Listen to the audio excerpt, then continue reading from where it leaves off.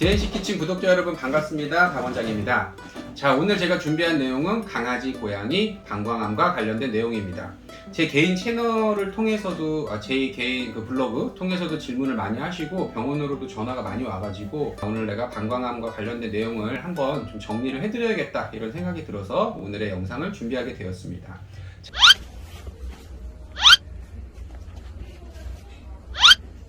자, 첫 번째, 방광암이란 무엇일까요? 방광암이라고 하는 거는 방광상피세포에서 유래가 되는, 영어로 따지면 트랜지셔널 셀 카시노마, 약자로 TCC라고 하는 종양이 강아지, 고양이에서 가장 빈번하게 발생이 되는 방광암이다. 방광암의 그 위치는 보통 방광삼각부라고 하는 위치에서 가장 잘 생기게 되는데, 이 방광삼각부라고 하는 부분은 어디냐면은 신장에서부터 만들어진 오줌을 방광으로 연결을 해주는 걸 요관이라고 하는데요. 이 요관이 방광과 연결이 돼서 붙어 들어가는 그 위치를 방광삼각부라고 하는데, 이 위치에서 종양이 잘 생깁니다. 그렇다 보니까 방광암을 수술적으로 제거를 하는 게 왜 어렵냐면, 이 방광삼각부 쪽에 있는 종양을 제거하다 보면 요관을 건드려야 되는 경우도 생기고, 또 하나는 요관을 아예 없애야 되는 경우가 생긴다. 이렇게 되면은 신장에서 만들어진 오줌을 어딘가로 보낼 데가 없어지죠. 그렇기 때문에 매우 침습적이고 위험하기 때문에 방광 종양의 수술은 잘 하지 않는 것입니다. 또한 오줌을 통해서 방광 전체로 시딩이 되는 경우가 많기 때문에 종양 자체를 하나를 제거를 했다고 하여 방광암이 없어진다고 얘기를 할 수가 없어서 수술적으로 잘 안 하는 거예요.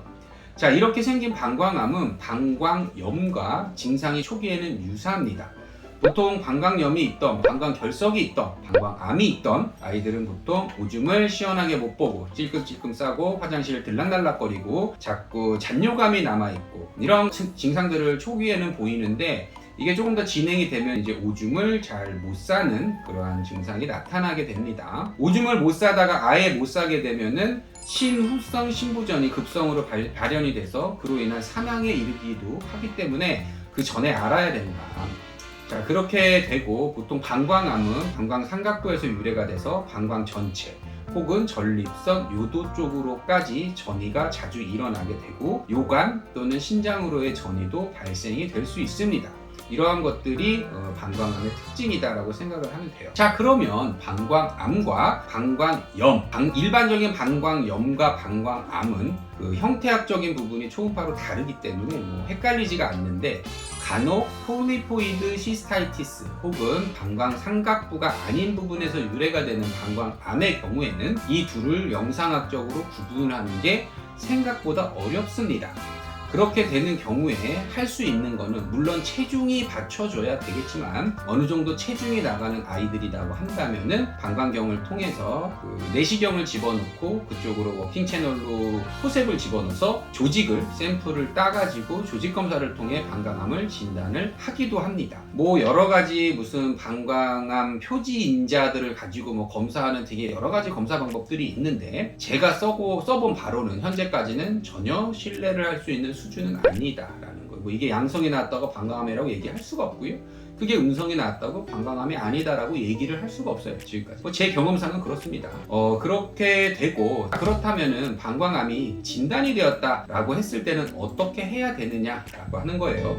저희 병원에는 방사선 치료기가 없습니다. 그렇기 때문에 저는 아주 객관적으로 말씀을 드릴 수 있어요. 치료 옵션은 방사선 치료를 해주는 것입니다.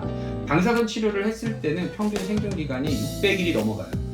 그렇기 때문에 방사선 치료가 가장 좋은 치료 옵션이고, 두 번째가 레이저를 통해서 그 방광 암 조직을 이렇게 태우는 방법, 그게 두 번째 방법입니다. 그리고 세 번째로 하는 방법이 이제 일반적으로 알려진 항암 치료를 하는 것이죠. 항암 치료와 방사선 치료를 같이 해주는 게 당연히 예후는 가장 최고로 될 것이고, 그렇지 않으면 보통 이제 먹는 약 먹이면서 방사선 항암 치료 이렇게 가는 경우가 많습니다. 치료를 하지 않았을 때 방광암의 평균 예후는 보통 3개월 정도를 보고, 항암 치료를 했을 때는 보통 6개월 이 정도 보고 있습니다.